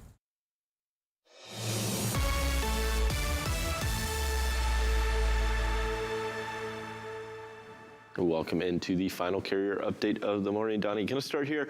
Bring it up a little different look. We're going to look first at diesel prices by market. You were just talking about, hey, Donnie, Harrisburg, blah, blah, blah, blah, blah. Well, it reminded me, and then I brought the chart up that said, Harrisburg, the average price of diesel in Harrisburg was actually higher than the average diesel fuel price in LAX this week. So I want to show you how we can bring some of this stuff up on charts. So if you go to a regular chart, you can bring up DTS for diesel truck stop, and I bring up DTS.USA for the national average. You can use the airport codes that we use for our regular charting, and you can bring up DTS. Let's say ATL. And now here in the blue line, I have our average rate in the Atlanta market for diesel fuel prices at truck stops, not 3 stations on that road that I drive down. Yeah. This is actual truck stops in the Atlanta, Georgia area. And you see it's $4.83, which is, almost 40 cents lower than what the national average is. And then, of course, you can also bring up ULSDR, ultra low sulfur diesel rack.atl, and you can see what the wholesale price. And if you want to, you can figure out the split as well. Yeah, and this is this is good for any carrier, right? Not those that just buy it at the rack or retail, right? You can figure out where to fuel, right?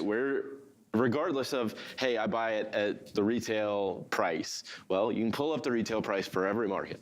You can pull up the rack price for the same markets, right? And you can figure out where it benefits you along a certain run or along a certain lane that, hey, I'm going to benefit more from fueling here as opposed to going 100 miles down the road and fueling in the next market over where you might be paying 10, 15 cents a gallon more. You are very correct. One of my customers that uses Sonar, he's an owner-operator. I've had a lot of discussions with him about diesel fuel prices, and he sold his truck, and he mentors a few of the younger guys that were coming into this business over the last couple of years. And this was one of his biggest lessons that he gave them. You can just go and fuel anywhere. Yeah. You can.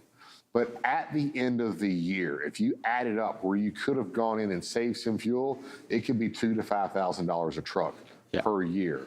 And if you have 3 trucks, that could be 10, 15 grand that you could have taken instead of an expense, could have been a direct profit. Yeah, I was going to say, and especially on the owner-op side, right? I mean, you're talking operating ratios 95 or around there, and the best of times, like the difference in saving $2,000 to $5,000 per truck could be the difference in being able to run into the next year, or hey, this isn't profitable anymore, I've got to hang up the keys. Yeah, so very important. The markets you run through, go through, check them out. Find the best places to fuel, the cheapest places to fuel. And right now is a time that your customer service needs to be spectacular, and you need to be able to save as much money as you can. Absolutely. Well, Donnie, thank you so much for the updates this morning. We'll be sure to check in with you again tomorrow. Right now, we'll toss it over to Christian Thomas.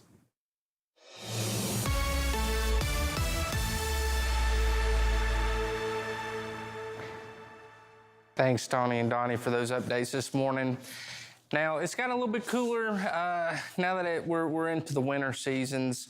It's cool here in Chattanooga, even though it's wet and rainy right now. But during the cooler weather, some zoos are starting to do little parades with their penguins out throughout the zoo. And I found one zoo out in Kansas City, the Kansas City Zoo, who does this every year. And they definitely have a schedule packed full of penguin parades. Let's watch a couple of TikToks I found of these parades.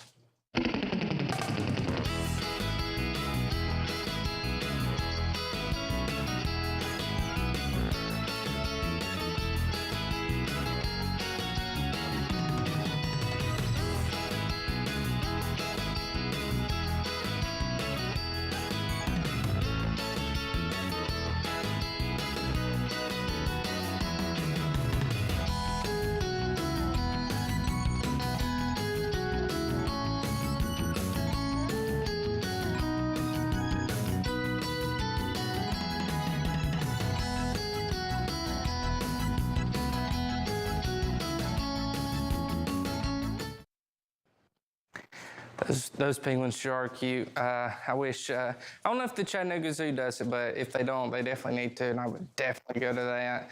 And to talk about some things that would save penguins in our net zero carbon segment, here's Kaylee, Nix, and Anthony. Penguins are the best, and we definitely need to make sure that we're saving them. So, Kaylee, after the last one, you had this crazy take around tacos. Or was it hot dogs being tacos? Hot dogs being tacos. We don't need to talk about it. Do you also consider bats birds? I need to know where you stand on this. No, a bat's a mammal. Okay, all right. I just wasn't sure, because if you can make that kind of leap, I don't know. A bat is a mammal, Anthony. Top 5 bird.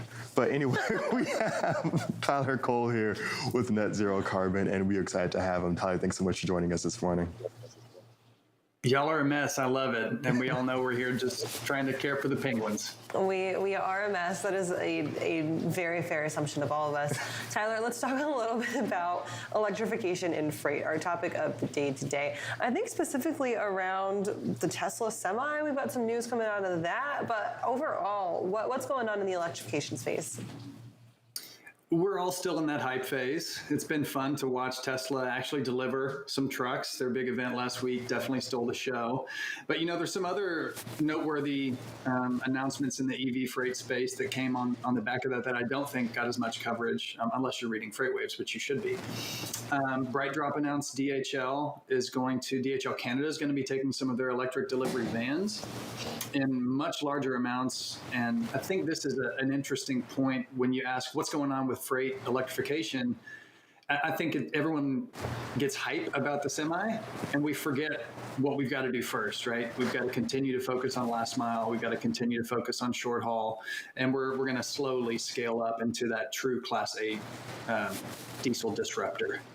Well, and those two places are the places that are like the exact poster child for an electrification case, right? You've got short hauls, you've got the ability to get back into charging infrastructure very, very quickly. You've got not a huge amount of machinery to put into building this delivery vehicle. And so I mean, I was in Dallas last week and drove past a GM dealership. Of course, GM is the maker of the Bright Drop, their parent company. And that dealership was just like row after row after row after row of these Bright Drop vans. And we know that they've got 25,000 commitments in customers for these actual productions. That's a ton on their order books. Oh, and it's exciting. I think they're projecting $1 billion worth of revenue coming in 2023. I mean, that's the kind of scale where we start to see that exponential growth of this market adoption. When we talk about the semi, we're just not there yet. I would love to see rows of Tesla semis and e-Cascadias and Daimlers all on the fences while they're charging. Not that they're just sitting there not being used in a freight downturn, but they're actually out there hauling freight on zero emission charging. But we're just not there yet. So Bright Drop is really accelerating this. It was fun to see even some of their range numbers come out. I know we had an article from Brian Strait earlier this year on their, I think, 260-mile range from New York City to DC on a single charge. I mean, those are the kind of things that should get people a lot more excited than we are right now. It's definitely exciting. And Tyler, when we're looking at really this moving forward, you mentioned that there are certain things that we have to hit before we definitely get to, this electrification of freight and going over the road. What are going to be some of the aspects that you look to as key benchmarks as we get through 2023 or really over the next, let's say, 2 to 3 years? 2 to 3 years is a great time frame because I think a lot of the larger fleets that are really trying to work with their customers and put EVs on the road are starting to say, guys, if you want these, it's going to take me 18 to 24 months, not just to get the truck, but to build out the infrastructure. So I think we'll be underwhelmed by the amount of chargers and trucks on the road, specifically for Class 8s in 2 years. But then I think we'll be pleasantly surprised in 4 years, if that makes sense. There's enough demand and enough opportunity now for pilots to start popping up that within 4, maybe 5 years, it would not surprise me to see, I don't know what limb I need to go out on here, a few percent at least out there. Yeah, that makes perfect sense. And Tyler, when we're talking about numbers, so we just saw the release from ACT Research of Class 8 truck orders for November, new truck orders, just regulars, and they have taken their second consecutive month of downturn, fallen flat off of record highs in September. So companies now starting to get wary again about ordering those new Class 8s from just regular combustion engines. Do you think that as we see this freight downturn continue to progress into the new year, we're going to see those numbers of regular Class 8 orders continue to deteriorate? Maybe as people start to save money or start putting more financing towards the long game, playing instead of, replacing our fleets with combustion engines. Let's hold on to that cash a little bit, maybe look at investing in the electric space eventually. I think that makes sense. And I think people would be surprised that maybe some more smaller fleets are thinking that way as opposed to larger fleets. When we think about where these heavy, expensive electric trucks, the Teslas and the Daimlers are going to come out on the EV side, we know they're going to be on the West Coast. We know that there's generous subsidy money there that's trying to accelerate adoption of those.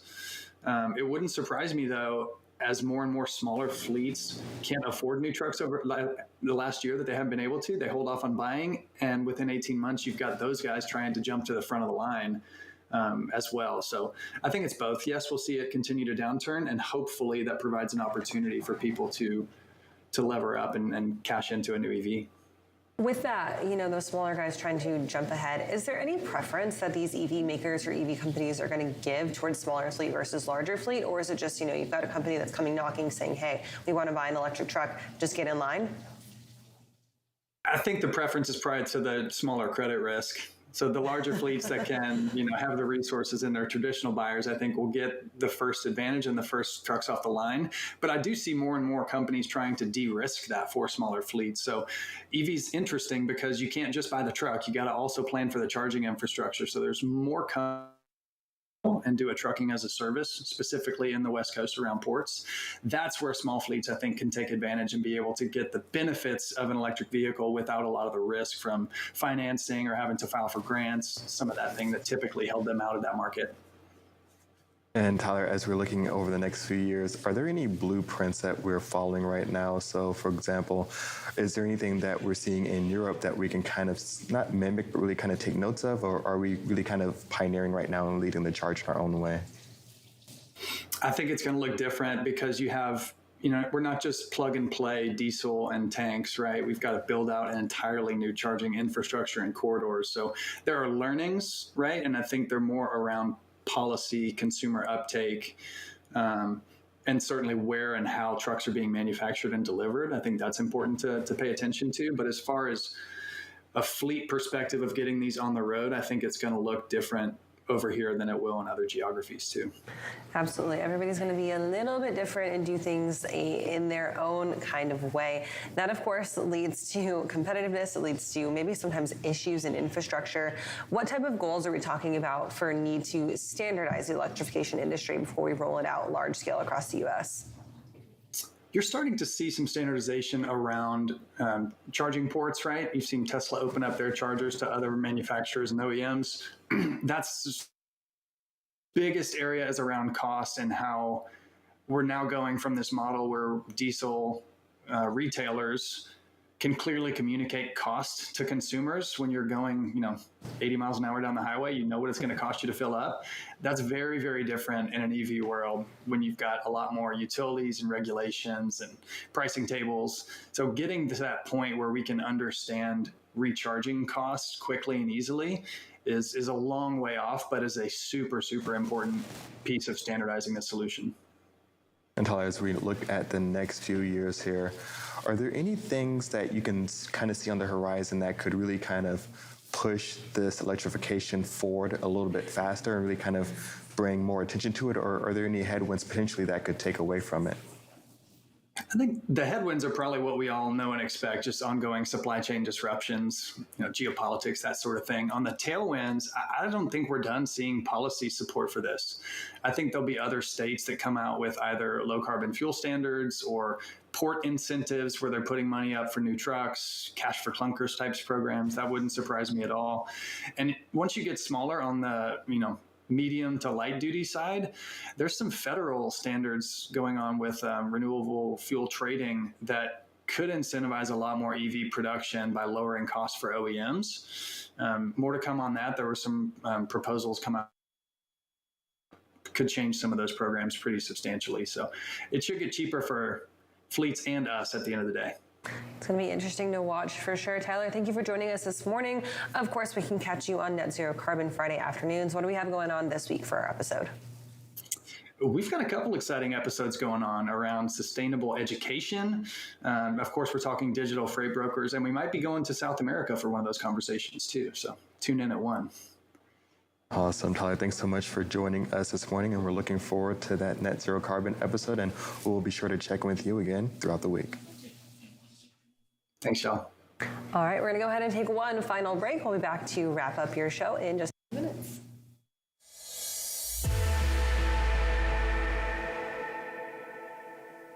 The 2023 Freight Tech 25 list is filled with meaningful innovators from across the industry who are helping shape what the future of supply chain will look like. Check out the full list of these companies and all the latest Freight Tech news at FreightWaves.com. Hold on a second, Tony. See that? No scrapes, no scuffs, no damage. Thank you. Because we make sure each pallet is touched as few times as possible and that it's handled with care, no matter where it's going. That's the precision you get from a nationwide LTL freight company with over 35 years of industry-leading experience, an entire team that's driven to deliver on time and damage-free. XPO, your freight, first. What are you doing up there, Bert? The RXO folks want us to demo their technology. That's smart. Yeah, not really. My beak doesn't work so well on this tablet. Well, they're paying us now, so... I know, here goes. Our customers' freight is seamlessly moved anywhere in North America using RXO's digital platform to access over 1.5 million trucks. That sounded good. I think I broke my beak. Massive capacity, cutting edge technology. RXO.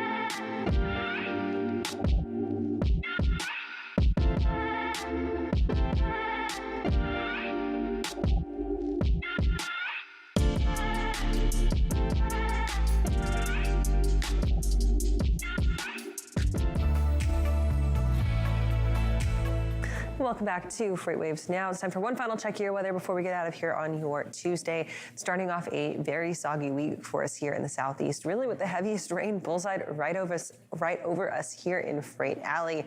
So let's check it out in Sonar Critical Events. We've got these total rainfall amounts up on the screen right now.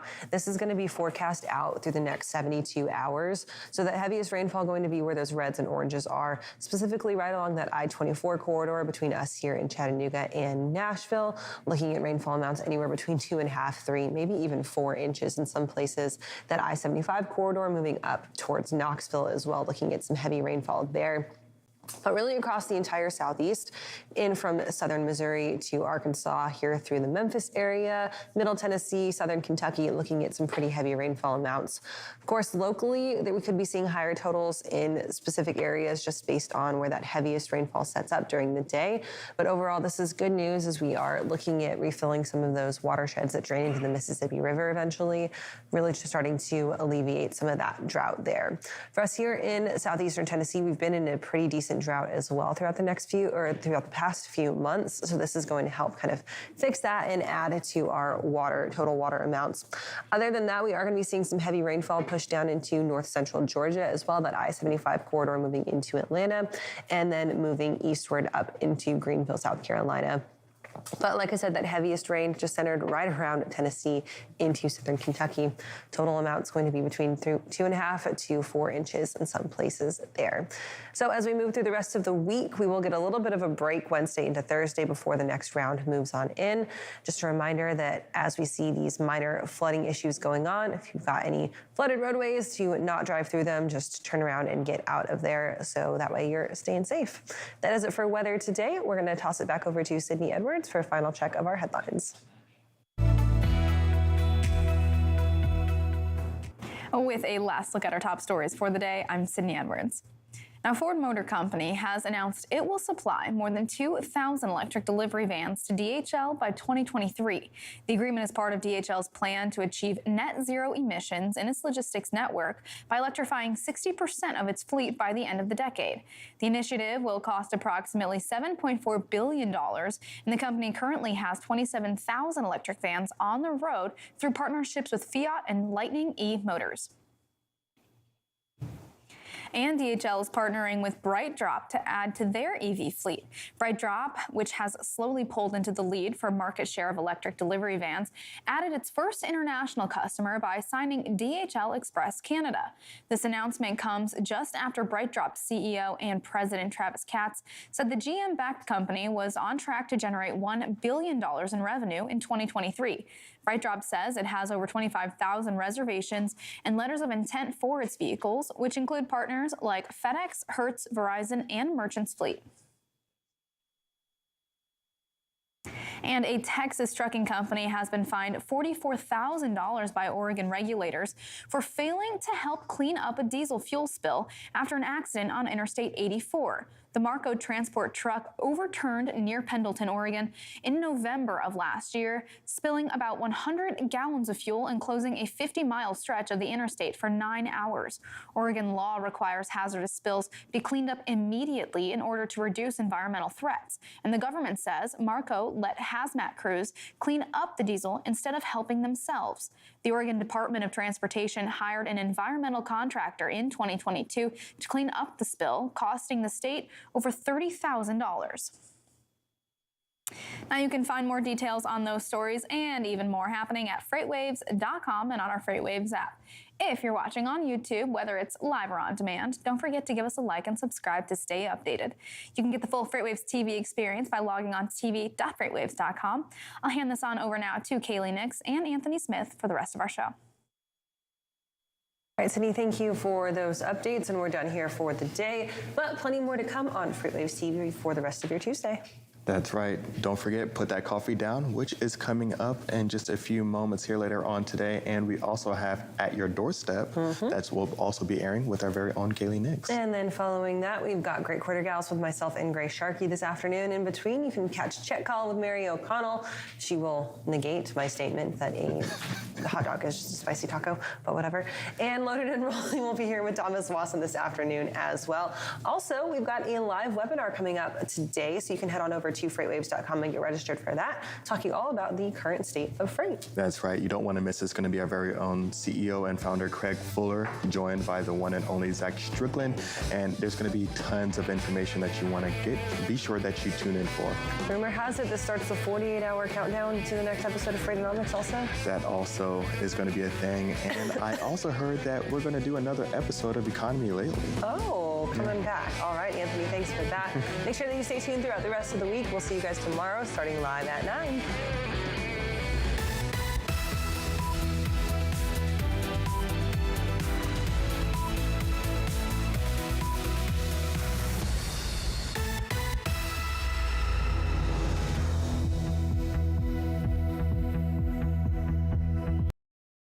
This is an LTL freight cross-dock facility, and we have locations like this all across North America.